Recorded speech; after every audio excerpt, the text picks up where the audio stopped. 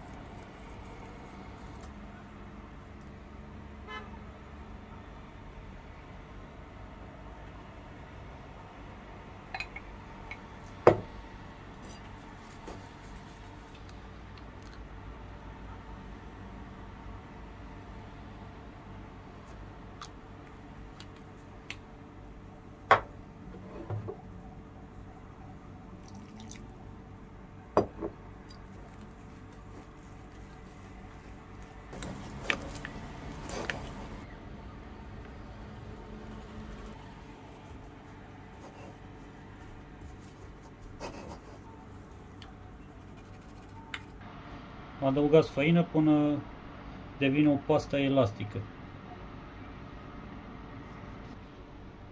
Nu uitați să dați și urmărirea la pagină. Fire întinse tuturor!